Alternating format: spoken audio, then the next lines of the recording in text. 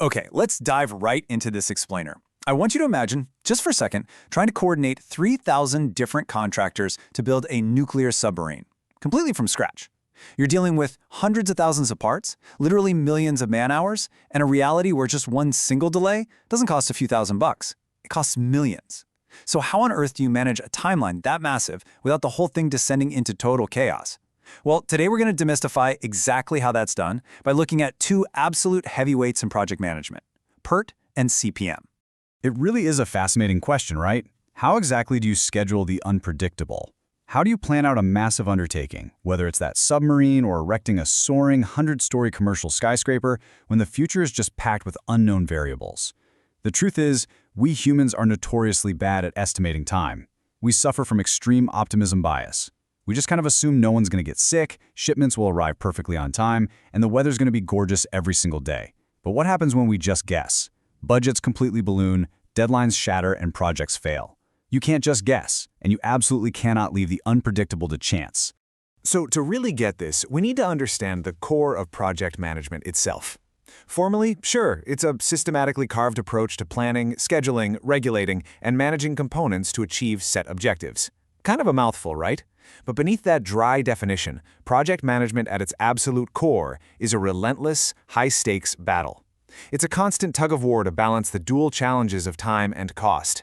Every single decision made on a construction site or in an engineering lab comes down to trading dollars for days or days for dollars, all while trying to keep that final goal perfectly in focus. Here is our roadmap for today. First, we'll look at the project management puzzle.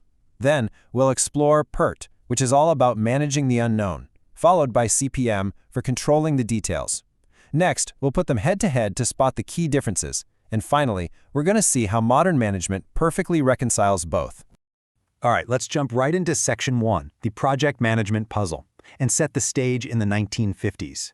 This was an era where mega projects were demanding brand new, highly mathematical scheduling models.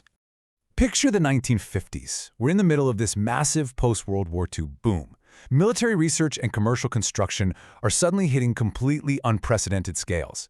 I mean, we're entering the space race, we're building intercontinental ballistic missiles, designing cities with skyscrapers larger than anything anyone had ever attempted. The old tools of the trade, simple calendars or basic Gantt charts drawn out on a piece of paper, they simply couldn't keep up with this incredible logistical chaos. And that pressure cooker environment, it directly led to the creation of two distinct, highly advanced network-based scheduling solutions. One was built for the military and the other for industry. Let's move to Section 2, PERT, Managing the Unknown. First up is PERT, the Program Evaluation Review Technique, which was born out of absolute necessity for managing highly unpredictable research environments.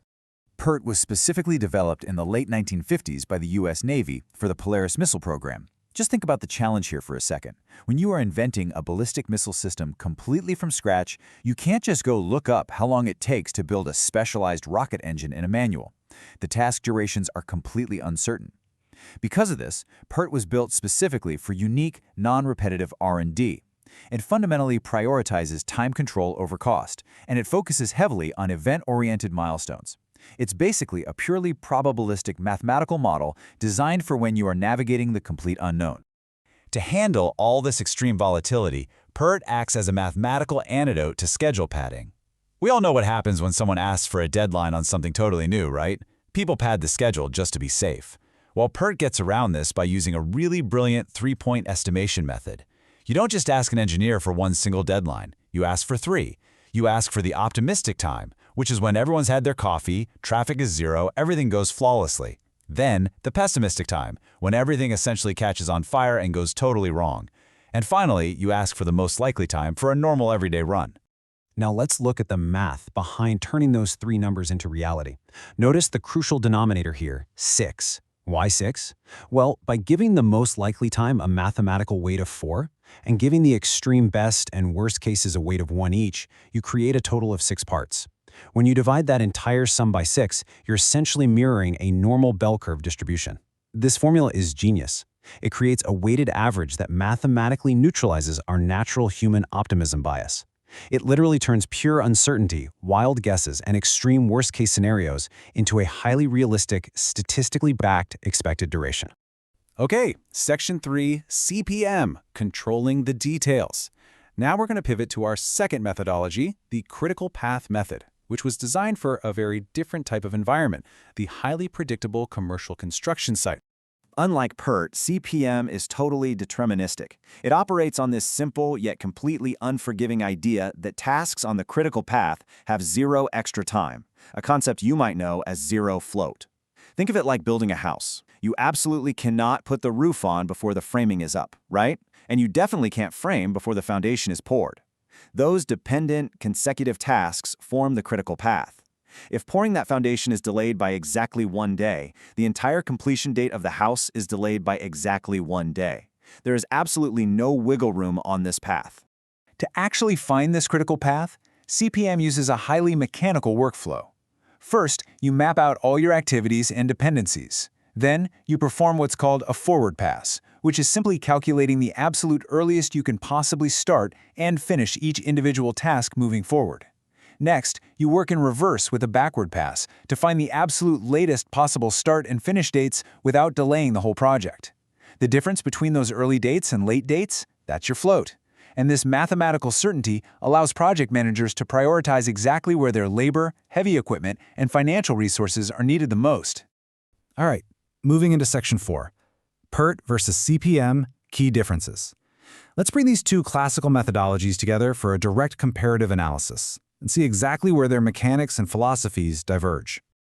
On a high philosophical level, PERT embraces statistical uncertainty. It's a probabilistic model acting as an event-oriented technique. It really cares about major milestones, transition points, and managing time under conditions of extreme unpredictability. CPM, on the other hand, is a deterministic model. It's an activity-oriented technique. Because CPM operates in predictable environments, like commercial construction, it assumes fixed, known durations. Its entire goal is to rigidly control daily activities, maximize efficiency, and tightly manage the trade-offs between time and cost. When we look at this comparison side by side, a major difference pops up in how they handle delays. Because CPM operates with 1-point fixed estimates in predictable industries, it natively supports this really engaging real-world concept called resource crashing. Crashing is basically when you're falling behind schedule, so you deliberately throw extra money at the problem, like paying for overnight materials shipping or authorizing double-time overtime, just to speed up critical tasks. PERT, however, does not natively support crashing. It doesn't focus on throwing money at problems. It simply focuses on dialing in a highly precise, statistically sound time estimate for complex, non-repetitive jobs. Because, money alone won't necessarily speed up a scientific breakthrough. And that brings us to Section 5, reconciling PERT and CPM. Let's see how modern enterprise construction management actually synthesizes these seemingly opposite approaches to get the absolute best of both worlds. There's a great observation from the source material that notes how, even though PERT and CPM are like two different poles, they're increasingly being used in conjunction today. And that is completely true. Thanks to massive advancements in project management software, teams no longer have to pick just one methodology. Modern tools have essentially baked both of these algorithms into the exact same dashboard. They do all the heavy mathematical lifting that used to require entire teams of engineers back in the 50s, allowing these two distinct poles to blur together perfectly. Today, they work in total harmony. You really don't have to choose between probability and determinism anymore. Instead, PERT provides the overarching probability models and the high-level milestone communication that project owners, investors, and stakeholders desperately need up in the boardroom. Meanwhile, the CPM logic is operating quietly and relentlessly underneath it all. It acts as the granular, daily execution engine on the actual construction site, keeping the field superintendents, the plumbers, the electricians, and all the trades exactly on schedule day in and day out.